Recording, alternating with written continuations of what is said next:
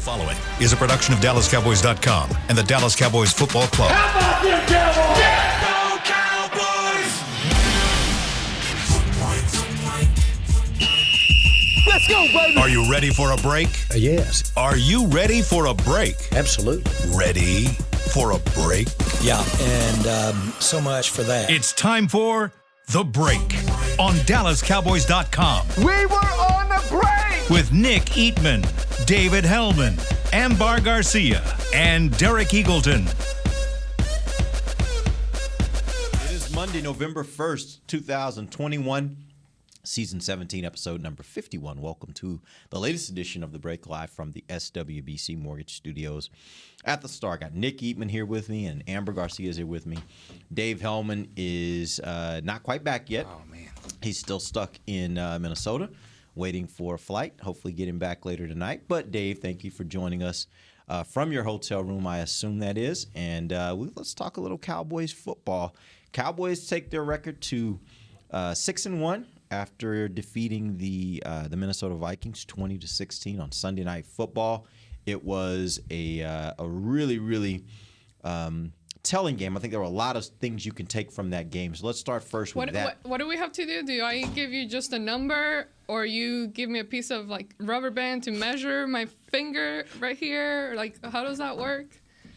Are we talking about rings? Is that what we're talking about? I'm just saying, the Cowboys have I was about to faced say, she already got a nice ring. I so don't have many a better ring challenges than that. Well, I want a different kind of ring. Okay, gotcha. But they faced so many challenges, and this was just another one that they come out with a win. Yeah, that's true. All right, well, here's what we're going to do. We're going to go around the table, and I want everybody to tell me what their big picture story hers of this game. Right, we've already gotten yours. We know Super Bowl or bust. That's what Amber's story of the game is. Nick, what's yours? This is a complete football team. I mean, this is not this isn't just a great offensive team. They do have great offense, especially when they got Dak. But this is a great team that can play all kinds of ways. They win with defense. They beat the Chargers with defense. They won this game last night with defense.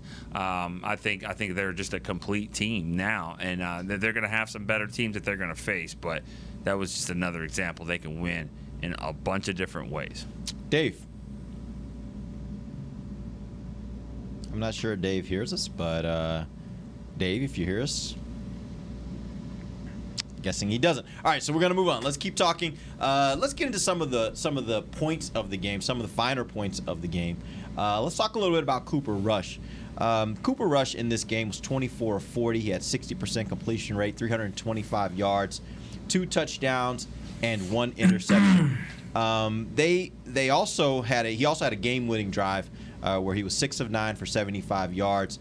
5-yard touchdown pass to Amari Cooper to cap that drive, to ultimately put them in position to win that game. How did you guys assess Cooper Rush's play yesterday? Well, I thought he played, who we got? Dave? Dave, We hear him breathing, but can't hear. I thought maybe Dave was going to jump in. Sorry. Yeah. I thought he played well. I mean, nobody thought he was going to win the game. I mean, nobody thought he was going to go out there and do that and play enough to win, and he did. And he got better and better as the game went on. And I just thought it was one of those games where he just, I mean, it reminded me, honestly, in a weird way, it reminded me of the Jason Garrett game way back then when he just came off the bench and just said, all right, second half, we're going to just be a different team, different quarterback. He really did a great job. I've had my doubts, of course. I started off with Cooper Rush when he first got here, being on the bandwagon. Oh, let's go, Cooper Rush. But then fell off, and we talked about it last week on Friday, how we felt on this situation. But with Cooper Rush, one of the things that I really, really liked is the fact that despite the mistakes that he was making, he kept going, and he didn't how do you say that? Startle him, or like threw him up, startle him, or threw him off or anything. He was focused, just kept competing, went out there and kept the poise that you look for in a quarterback, especially a backup quarterback. So that was very impressive to me, despite the mistakes. How much did that match up with what you expected to see? Because I do think sometimes in the course of watching a game, we get an impression from what we're watching, and I think it is influenced by the outcome. If they would have lost this game, there were plenty of moments in that game where we would have looked back and said, man, Cooper didn't do this right. He didn't do this right. He missed this here. He should have had it, or maybe did have an interception here. Like, how did this match up with what you expected from him going into this game? Well, I mean, I also expected him to have his left tackle. And Tyron Smith didn't play, and then that changed a lot. I mean, the pressure there on that side of the field, it was starting to the pocket was collapsing a lot more when that happened. So, but I think he played better than I thought he would play because they're 6-1. I mean, and he had some mistakes, but he also made some great throws. I mean, he throw to Cedric Wilson for a touchdown was perfect. Great throw, yeah. Second best throw of the game. Outside of Cedric? Outside of Cedric's throw to CD. On the run? Yeah. But, yeah, I thought he really did a great job there of just putting him in position. And 2 minutes to go, they get the ball down, and they go right down the field and score. Yeah. Well, to your point, if we look at it the other way, I'm a pretty drastic person when it comes to football. So I would have been in here and being like, what are we doing? What are they doing? They knew something could happen with Dak coming off an injury from last year. So they decided to really just go with Cooper Rush as a backup. So I'm very like an extremist. How do you say extremist? Extremist. Yeah, something like that. Weird, yeah. When it comes to football, let's just be clear. When it comes to football. With football, yeah. I'm just Shannon like either Gross is the biggest extremist. Oh, he's all over of all time. Really? I call him that. I don't even know if that's a real word, but no, I call it's a word. It's just not used in football context most of the time. Shannon Gross is he's the biggest extremist ever. Yeah. Everything he does, extreme. Beard. That's true, yeah. Socks. Yeah, he doesn't do anything halfway. Workout. Party. And then if he decides he's not going to work out, then he's about to eat everything and just have a gut. Like, right, he's just like, I'm going to eat this whole halfway. pizza or I'm going to run 16 miles. All right, so how much did this performance change your level of confidence in him? Because I think last week as we talked about it, we all thought, man, I just don't know. Cowboys maybe should have done a little more in the offseason to prepare for this and shouldn't have put themselves in this situation. Do you feel differently about that today? Yeah, and also the nature of the league too. What happened yesterday around the league? Yeah. A lot of teams did that, and guys that couldn't beat out Cooper Rush 3 years ago were winning games with the Jets. Absolutely, yep. Yesterday, Mike 400 White yards did that. worth. Yeah, I mean that's incredible. But yeah, I mean I have a different opinion about it. I mean I thought going into last night, like, all right, well, Dak doesn't play this game, probably play next week. And now it's like, we'll save that topic. See. We'll save that topic because I do, and I'm just doing a little tease here. That does change my opinion because of that, because of what I saw going in to beat Minnesota like that. I do think they can beat Denver and Atlanta. Yeah, they could also lose to them. Yeah, but I do think they can beat them. Well, and not just what Cooper Rush did. Hey, can y'all hear me now? Oh, Hi, Dave. Yeah, Yes. coming in hot. Just get What's in up? there. Oh. Hey, guys. Yeah, sorry. I was trying to wait for a pause in the conversation. You got it. Hi. Hey, man, it was funny because we went to you earlier and you just kind of sat there and looked at the screen with that kind of weird look on your face and just kind of gave a big sigh like, I wish we'd get the show started at some point. So let's go back to you and tell us, what's your big picture takeaway from this game? Man, well, my big picture is you guys know me pretty well. The fact that I sat here for 5 minutes and didn't say a curse word on a live mic is incredible. I'm going to pat myself on the back for that. Wow, man. My big picture is that this is just one of the more impressive wins of Mike McCarthy's short tenure here. There were a couple moments like this last year, but you kind of felt like the season was already lost with not knowing that Dak wasn't coming back. That's the difference, right? Is you just got to hold the line for a little while as opposed to knowing he's not coming back. And to come up here and play such a complete and complimentary football game, and not even the cleanest game. Like they were -2 in turnover differential and still found a way to get it done against not a great team, but certainly not a terrible team. It's pretty mind-blowing, honestly. Yeah, it was funny. I was toward the end of the game, and this was the last Cowboys possession, and then obviously the last Minnesota possession. It was funny because I was sitting there. Nick, you'd already left the press box heading down to the field. I kept looking over at Dave and Rob, And they both had these looks on their face like, wow, oh, they did that. Okay. And then next play, they do something. Oh, wow, they did that. And I think we were all kind of thinking the same thing, which was, man, this team's different. Like this team, they're going to find a way to win this game, and then they're going to find a way to stop them to win the game. Yeah. And that's to me what I've really seen from this team. That's the big picture I take away from this game. We got to see the offense in a situation where they needed a score to win. They got it. Defense, you need a stop to win. They got it. That's the kind of thing that's about championship football. That's how you win championships in this league. Yeah, because 51 seconds to go. Most people would probably want to see a run there, cut some time off. I thought they might do that on first and goal for the 5. But no, they decided to throw it. And it's the first thing is, all right, is there any flags? That's what I looked up. Like, okay, touchdown Cooper. Is there any flags? No. And then now that's a lot of time. It's a lot of time. They don't have any timeouts, but they stopped him. 51 seconds is a lot of time, but they couldn't even get past midfield, I don't believe. No, I don't think so. If it was right there. But I mean, and the confidence that Rush showed in Cooper to throw the ball to him, like in that kind of situation, he was like, he saw he was manned up out there. He's like, of course, I'm throwing it up. I'm giving him a shot. Mm-hmm. And that's what Amari talked about after the game. He's like, that's what we love about Cooper Rush is he's going to take that shot. He's going to give you a chance to make that kind of play. And he sure did. And it worked out for him, got him the touchdown. And then the defense held for that final minute of the game. All right, we're going to take our first break. When we come back, I need to talk about Kellen Moore. He called what I thought was another really, really great game. It was very clear what their game plan was coming in. Showed us some wrinkles that we hadn't seen before. We'll talk about all that when we come right back. This is DallasCowboys.com radio. Before there was a draft, you could size up a cowboy by 3 simple factors: the crease in his hat, the bend of his brim, and his unbending attitude. A man Stetson didn't just protect him from what life threw at him, it projected a rugged, unstoppable spirit. Stetson hats are still American-made with pride right here in Texas. They're still the unofficial crown of all self-respecting cowboys, and Stetson is proud to be on the field with America's team. Find a retailer nearest you at stetson.com/cowboys. The Cowboys way, where 16 Hall of Famers and 5 championships shows us what success looks like. Where turkey is always the second best part of Thanksgiving Day. Where we are all defined by one single thing: the star. Where we as fans know it's our job to keep the tradition going. Bank of America is proud to be the official bank of the Dallas Cowboys and to support the quest of living life the Cowboys way. Copyright 2020, Bank of America Corporation.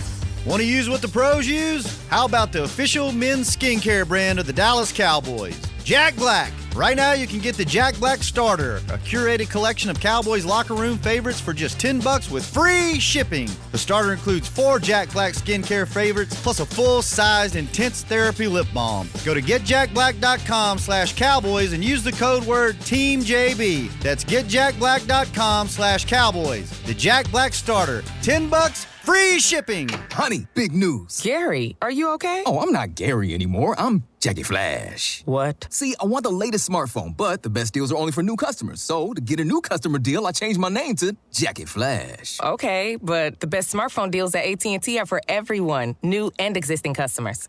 That's huge. Then guess who's getting a deal? Is it Jackie Flash? Jackie Flash. It's not complicated. At AT&T, our best smartphone deals are for everyone. Restrictions apply. Visit att.com for details. Back to the break.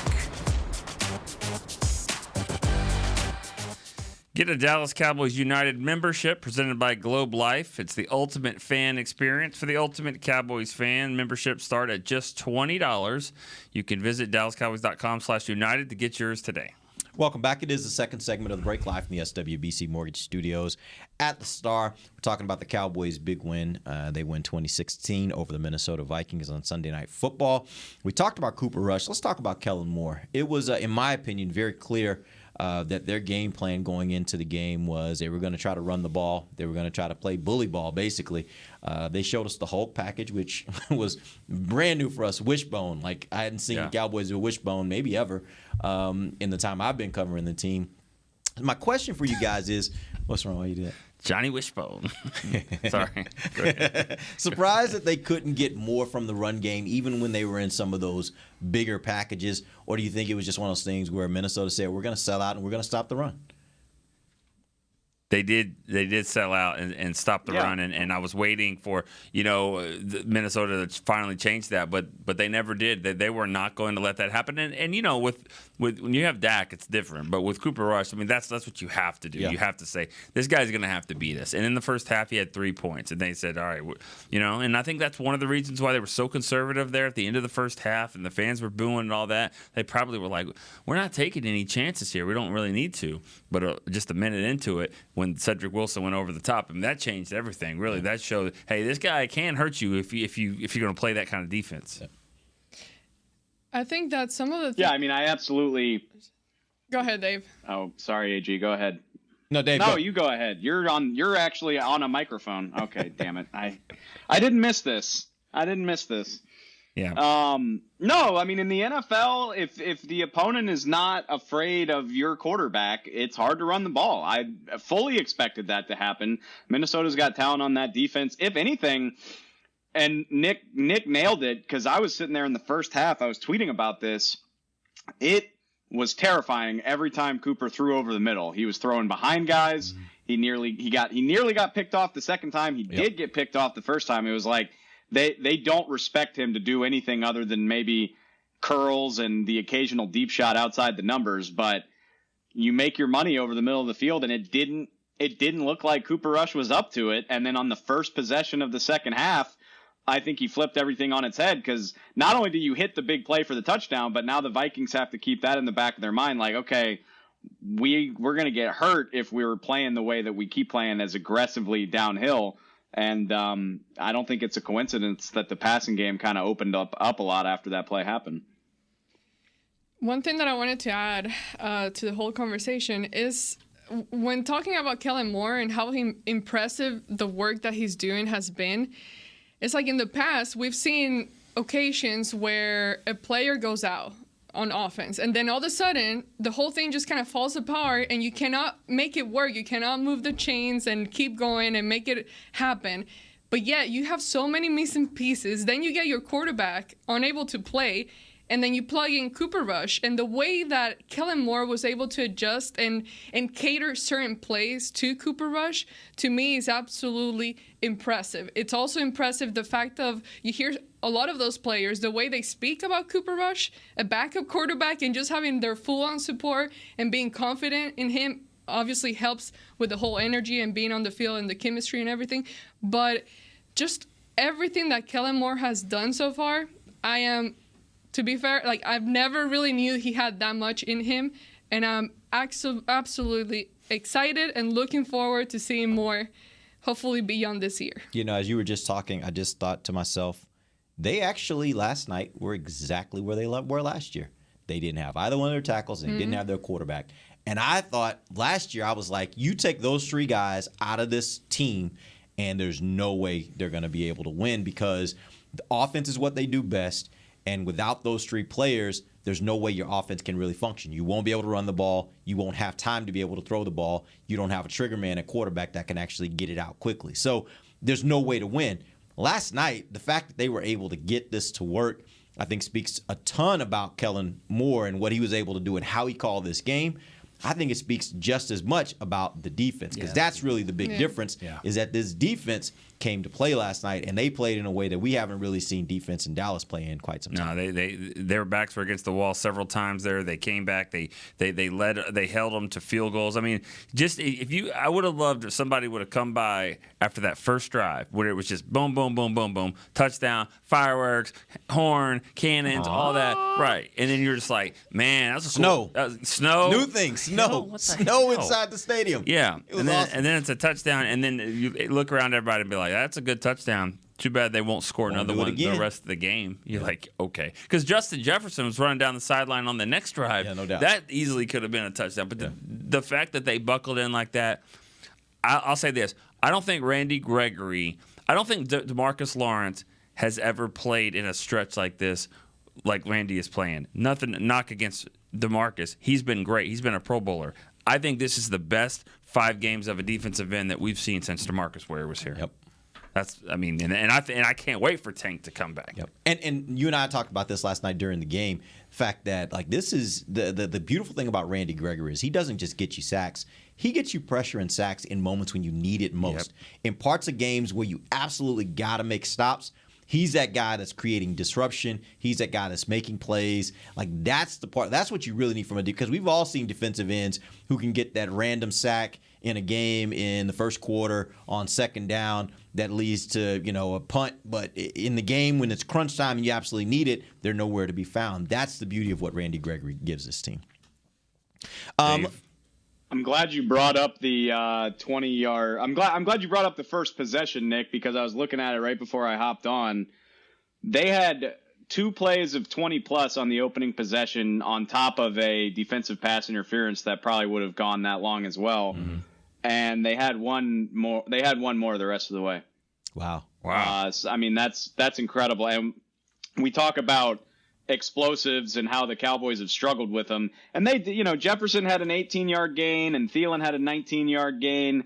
But when you talk about truly explosive plays, I think the only other time they crossed the 20-yard threshold the rest of the night was the 4th and 1 bootleg to Thielen from Kirk Cousins. So to buckle down that way with how much they've struggled with it this season, the Vikings basically didn't do anything after that first possession. Not anything worth getting excited about, clearly. And that's incredible to me because it's been a consistent problem for this defense all year.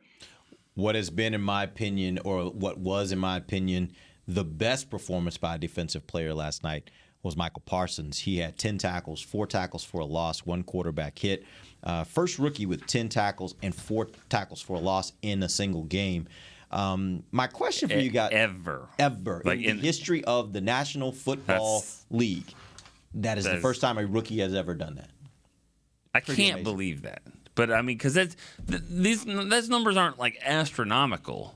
Well, 4 tackles for a loss is a big number. That usually doesn't happen in a game. That's a lot. I know, that's that's insane. It is, and not just. And if you said not just rookies, maybe you probably got some more guys in there. But for a rookie, first of all, for a rookie to be playing that much, be given that many opportunities, that's where it becomes an issue. Think about what a tackle for loss really means. Well, what is the number one thing you've got to do for a tackle for loss? You've got to have awareness. Yeah. You've got to be able to sniff it out and go find the play. And to be a rookie and do that, and do it four times in one game. All right. Yeah. That's great. I was going to say, not just that, but also look at all the places he was playing at. The fact, it's not just his focus on one spot and that's it. He's being moved around, and the fact that he's being he's been able to contribute in all of those different places. You have that takes skill. Yeah. That's extremely impressive. The fact is, they're not lining. That's what we're talking about when we say. So that's what we're talking about when we say I prefer him to be versatile. It's fun to watch him rush the passer, but he has so many ways to impact the game back there. If that ball, I don't remember if it was the second or third quarter, but he had a shot at an interception when a pass got batted in the air. Mm-hmm. So, you come a few inches away from that, you're around the ball, you're able to do that. I would like to see, I think he played 63 snaps last night, or maybe 64. He played 64. I'd like to see a couple blitzes and maybe a few more pressures, but I absolutely love the variety of stuff that he's doing, and you can just see the impact that he has when you're around the football. That's going to turn into even bigger plays the more often you're able to do it. Yeah, and Dave, I don't even know if I necessarily want to see him doing that more. I love just the mix right now because what he's doing, they're basically just using him as a player that's sniffing out wherever the ball's going and go get to it. And that's what I love about it. There are plays when he rushed last night. There are plays he rushed up the middle. That final play of the game, he was coming up the middle. He was the one that forced the ball to have to come out quick, which basically killed the play and their ability to try to get the ball downfield. So he had some opportunities last night, and I just love, let him just go. Find out where you want to line him up and say, go find the ball and get to it. And he's so instinctive. As you said, Nick, he'll find the ball even behind the line of scrimmage and make those plays that make a difference, that put him in 2nd and 12 or 3rd and 12 and lead to punts in a lot of instances. Let me also throw out one thing about stats, because Parsons has great stats. He was all over the place. 11 tackles, like you said, 4 for loss. Here's another guy. 1 tackle, 1 quarterback hit. Bottom of the defensive chart.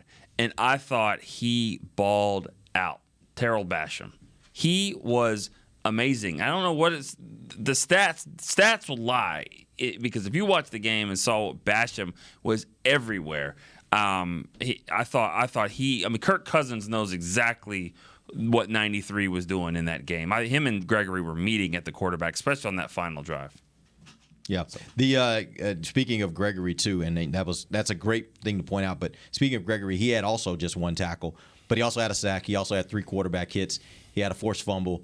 He was, again, another player that was just everywhere. 2 penalties. He also, and that's where I was going. He had the 2 penalties, and they were in a part of the game where, man, it could have really hurt them. Yeah. And I was interested after the game when he was talking about it, and he was talking about, I play better when I'm upset, but I got to be better at kind of managing that. My question for you guys is, if you look at this defense, they are definitely a defensive attitude. Like I've heard it said so many times by offensive players and by some other defensive players. They got a bunch of dogs on that side of the ball. Are you okay with some of the penalties that they get because they are so aggressive? Because last night, that drive almost melted down on them because they were a little overly aggressive. But they also still held to a field goal. And I kind of like the aggression that they have. What do you guys think about that? How you manage that between being aggressive and then sometimes stepping over that line because you're playing so close to that line as far as how aggressive you are? Dave.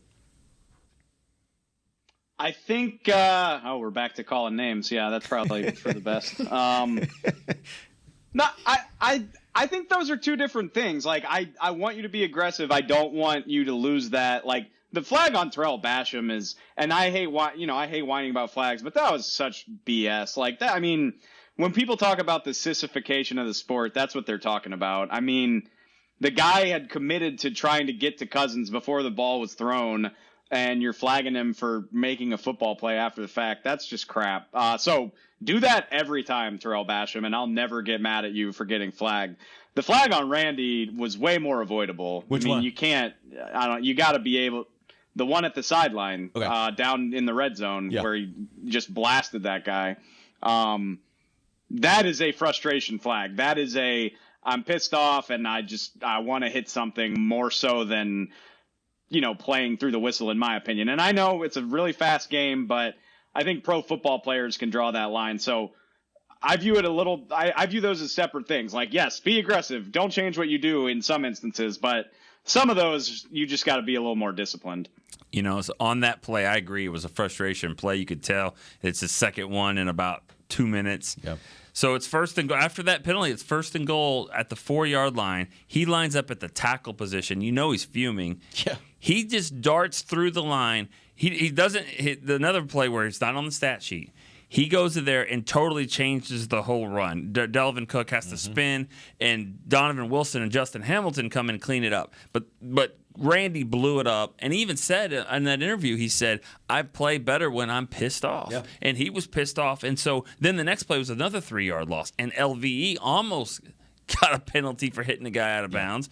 And so, but that right there, they just buckled down, and a lot of it was Gregory just getting mad. But, I mean, if he's going to play that way, kind of a psycho rusher off the edge, I just can't wait to see what happens when D-Law comes back. Those two together, and then Parsons playing linebacker. Yeah. But go back to the penalties. If I can offer. Oh. Yeah, go ahead. Sorry. No, go ahead, Nick. I'm done. I don't remember where I was going.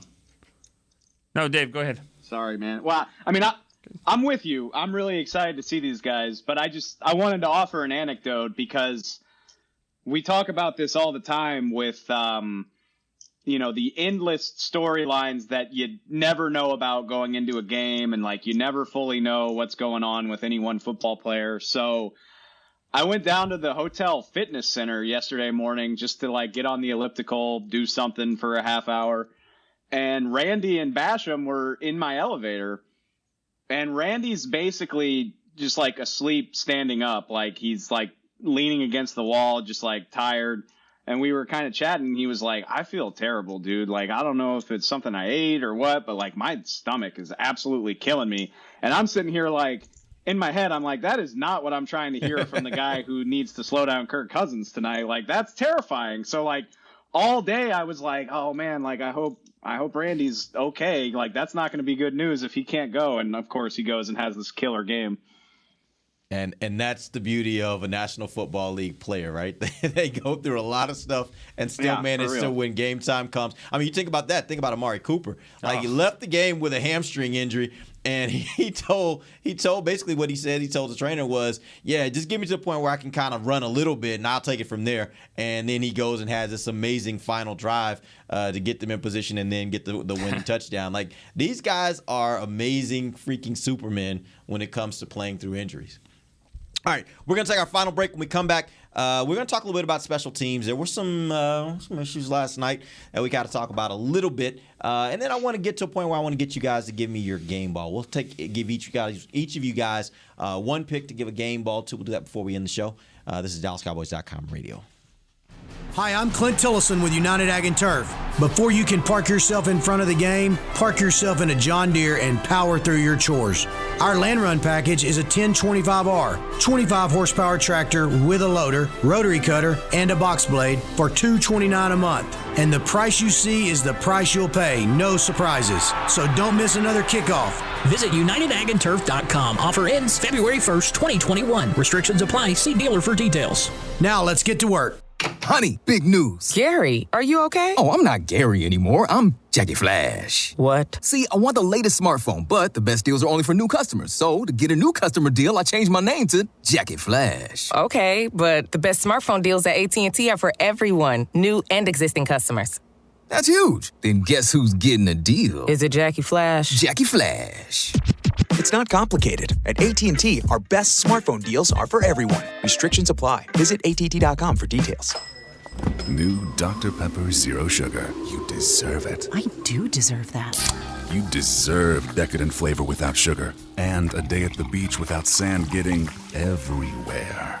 And a relaxing bath that your children don't interrupt. I deserve all that? It's really just a visual metaphor for Dr. Pepper Zero Sugar. Everything you want, nothing you don't. A visual metaphor on the radio. I do deserve that. Dr. Pepper Zero Sugar. The zero you deserve is finally here. Before there was a draft, you could size up a cowboy by three simple factors: the crease in his hat, the bend of his brim, and his unbending attitude. A man's Stetson didn't just protect him from what life threw at him, it projected a rugged, unstoppable spirit. Stetson hats are still American-made with pride right here in Texas. They're still the unofficial crown of all self-respecting cowboys, and Stetson is proud to be on the field with America's team. Find a retailer nearest you at stetson.com/cowboys. Back to the break. Registration for holiday youth camps is now open. Don't miss the Dallas Cowboys Football Academy and the Dallas Cowboys Cheerleader Dance Academy camps on December 21st at the Star in Frisco and December 22nd at AT&T Stadium. Space is limited, so register today at DallasCowboys.com/academy. Welcome back. Final segment of the break, live from the SWBC Mortgage Studios at the Star. Let's talk some special teams. Last night, Zerline has another miss. This time he misses from 43 yards. Not a gimme, but a kick you want your kicker to be able to make. I went back and looked at his season stats. Right now, he is 23rd in the league in field goal percentage at 78%. And he also has more attempts than most kickers. He's third in the league in attempts with 18. So that obviously would probably drive up the number of misses he may have as well. But when you break it down, he's 9 of 10 on 30 to 39-yard field goals. That's pretty good. He's 3 of 4 on 40 to 49, and that's pretty good. He's 1 of 3 on 50-plus, not a gimme, so that's okay. Here's the interesting part. He's 21 of 23 on extra points. What is your confidence level at this point with Zerline? Do you think they have to start changing how they play the game based on their confidence in him, or do you still think it's just a situation where when you're in field goal range, you just still kick the ball, you don't think about going for it on fourth down unless it's just a situation where you would normally go for it on fourth down? I think you I don't. Unless his confidence changes, then I wouldn't change my confidence in him.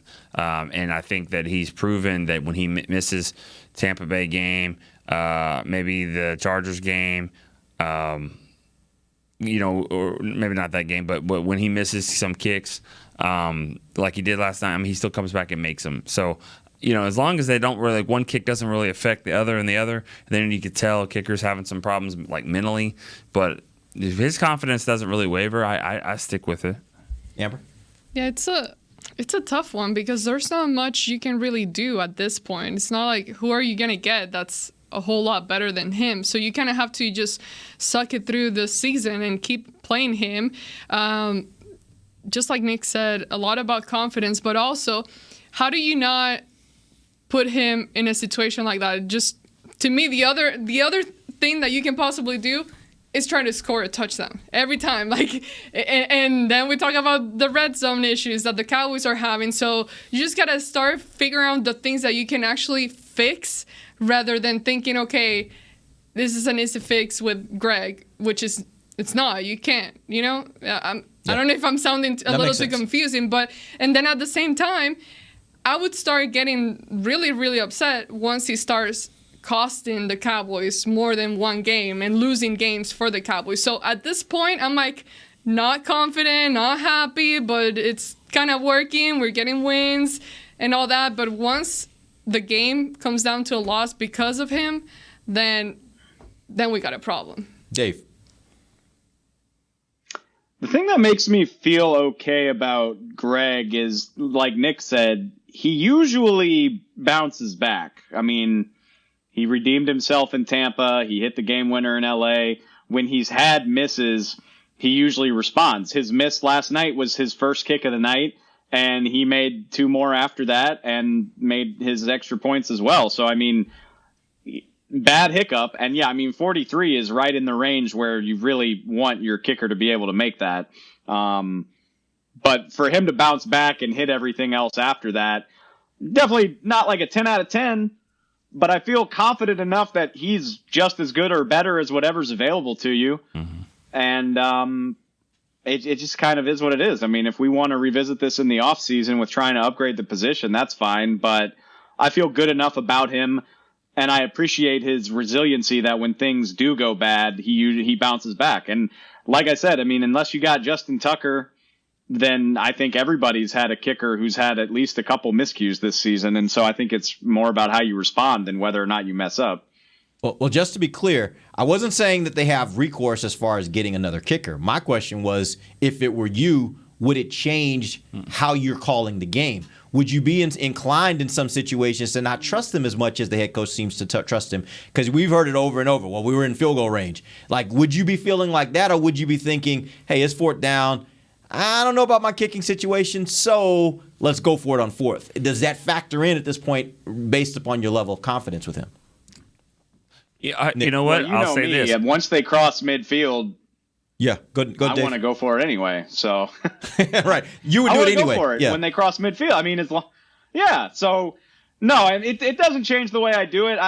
Hopefully you're only kicking when it's a very obvious situation. I mean, if it's 4th and 3 or less, this offense should be going for it more often than not anyway. So, no, it doesn't. I don't think it really affects my opinion. I think it did affect their opinion maybe just in that last drive of the game when you think about it. I mean, after they're sitting there on 3rd and 11 at the 20-yard line, so that's going to be a 37-yard field goal. Do you try to get this first down?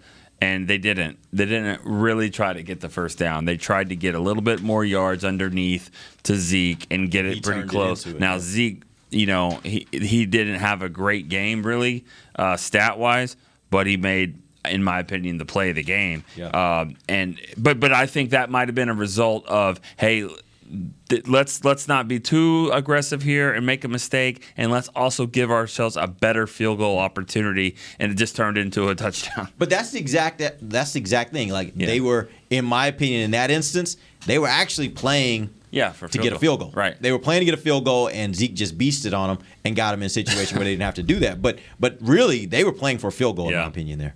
The tricky part, when you really start thinking about it, is how aggressive they play sometimes, and some of the decision makings that they do in those calls that sometimes doesn't go their way. And then some other times it's like, whoa, wow, okay, good call. But it's in those instances that I'm like kind of hesitant because you really don't know which way it's going to go. But at the end of the day, I rather play aggressive, go for it, try it. And right now it's been working for them. That's all I'm gonna say. I'm just excited that it's been working for them. One more thing about Zuerlein is that you got to remember everything that a player does at his position, and obviously the biggest one is the field goals. I mean, but I can promise you, not everybody in the league is kicking a touchback every single time, or just about. He leads the league in touchbacks.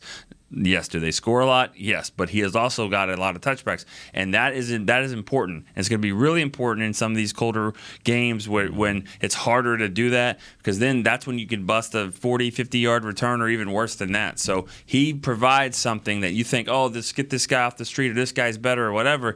He might kick it off to, like a Dan Bailey, for instance, somebody like that. Dan Bailey had trouble with some of his kickoffs and stuff. So you got to remember everything that a kicker does. Real quick, let's get game balls. Give me a game ball, player of the game. If you had to pick one person, if you were given a game ball, who would it be, Dave? Let's start with you. I've been thinking about this a lot, and maybe it's a cop-out because the quarterback always gets the credit, but this is really cool in my opinion. Micah Parsons was amazing. He's going to play a lot more football and have a lot more game balls. Amari Cooper, you make $20 million a year. You played great. That's what you're supposed to do. Cooper Rush, I don't think it's a stretch. I don't think it's a stretch to say that his life changed last night. You think, he brought it up at the post-game podium. He was sitting on his couch last year. The Giants cut him at the end of training camp. Nobody wanted him until Andy Dalton got COVID and concussed, and obviously Dak was hurt. The Cowboys needed him. He hung around. Yeah, he won the backup job, but was he ever going to do anything? Now, he has this moment, you can never take this away from him and his family, first of all. But on top of that, it gives the Cowboys confidence. It's a game full of tape for other teams. He's probably going to extend his NFL career because of this game. I mean, when it comes time for him to sign a new contract, he's got a lot more reasons to stay employed than he used to. And maybe he goes on to play 3, 4, 5, or maybe even more years in the NFL off the strength of this. I think that's amazing. I mean, his NFL career could have come to an end last year if not for some unfortunate circumstances. And now he has started and won an NFL game. I just think it's incredible. Yeah, I think we call it, just like I said about Jason Garrett, the Jason Garrett game. If Cooper Rush doesn't play a whole lot more, and I don't know if anybody really wants him to around here, this will be the Cooper Rush game, and that's amazing. So, I think that's a good one. I mean, that's good too. But let's pass it around a little bit. I mean, I thought, I thought Amari Cooper was pretty awesome too. I mean, he was just going through what he was dealing with, and then at the end, I mean, the concentration on that catch in the fourth quarter, the ball was bouncing around and tip drill, and he caught it, and just that whole drive was really Cooper to Cooper, and so I thought that was amazing, and he did it. He's playing through a lot of pain, and he is playing very well. Mm-hmm. Amber. I'm going through in my head with different guys, but it's hard to pick because everybody else, you kind of could say, okay, yeah, I can see him doing that. Okay, yeah, of course. But then Cooper Rush was the guy that you could not, I'm not going to say everybody, but most people could not see him doing what he did yesterday and coming off with a win like that. So it has to be him. With all the criticism that he got this past week and he's been getting for a while, I mean, he's so deserving of this. And I was so happy for him and his family, just watching his family also watching the game and seeing how excited they were. It's so heartwarming. Yeah. All right, fix this, Derek, because the defense won the game. So. Yeah, and I made this point to you earlier when we were talking about this, and I was like, I know they're all the feel good stories about all the guys you want to point out. But it's a clear answer in my opinion. Micah Parsons was the best player on the field last night for either team, in my opinion. I think he played a phenomenal game. What he was asked to do, he did it very, very well. And there were so many moments, when he made plays that were not average, when he made extraordinary plays. And they don't always show up in the stat sheet the same way as they do when you're getting a sack or when you're getting an interception, because tackle for a loss, sometimes you have to look up and you have to look later and be like, man, they had that many tackles for a loss. But those things matter. Mm-hmm. Getting teams off schedule and behind the chains, that matters. And he was making all those kind of plays last night. So for me, it was him. I will also say, I got to give an honorable mention to Cedric Wilson. Yeah. Because when you think about it, this offense was not moving. They were not moving the ball. And then all of a sudden, bam, 73-yard touchdown. That was just a beautifully run route, beautiful pass. Everything about it was perfect. That's what kind of got, and that to me, that was the signal that this offense made a decision, that Kellen Moore made the decision. Okay, we're not getting anything done. We're going to have to take some shots and really go at them with the passing game. We can't just focus on the running game because they're going to do everything they can to stop us there. And not only that, but then he comes back later and throws a big-time pass on the run. And Nick, you and I were talking about it in the press box before. We were just like, we need that kind of thing. But, yeah, I think Cedric Wilson had a phenomenal game as well. Well, if we ever need another backup to the He backup, threw that ball on a damn rope. On the run. Like, that was a throw. Yeah, good on for the him. run. He's 4 for 4 in his career. And he's thrown 4 passes, I think 1 touchdown. He's got a perfect quarterback rating for his career. I mean, he's been outstanding. I mean, I said this morning, and this is no disrespect to Michael Gallup. If this is going to be your number 2 receiver, Gallup, I think, is a better option for you. But as a number 3, I think Cedric Wilson is showing he's got more versatility there. And again, come on back, Michael. Let's make this, muddy it up. Let's figure it out. But because you know you're going to need it. But I think his value as a 3rd guy is probably even more than what I think Gallup could give you. And something not to miss on that play as well, that play was blown up from the beginning. When he first got the ball, there was a defender in his face. He made a move on that defender and takes off running the other way and then makes the throw on the run. Like, everything about that play should not have worked, and Cedric Wilson made the play. This was not a play that was just there. He made the play. Again, he had a really good game last night. And if you look at like other guys we put on this list of great guys, like we're talking about game-changing plays that were made on guys we didn't even mention. Like obviously Gregory was playing out of his mind. Yep. CeeDee Lamb was the one that had a lot of these catches on the other end of these catches. Anthony Brown, we didn't get off his ass. I'm sorry. Yeah. Anthony Brown has been playing really, really well. He gives up some plays. He makes some as well. Quarterback doesn't. Jordan Lewis, they kept these guys in bound. Terrell Basham was all over the place. Zeke had a play of the game, even though his numbers weren't there. I mean, that should have been your guy. Who? Basham.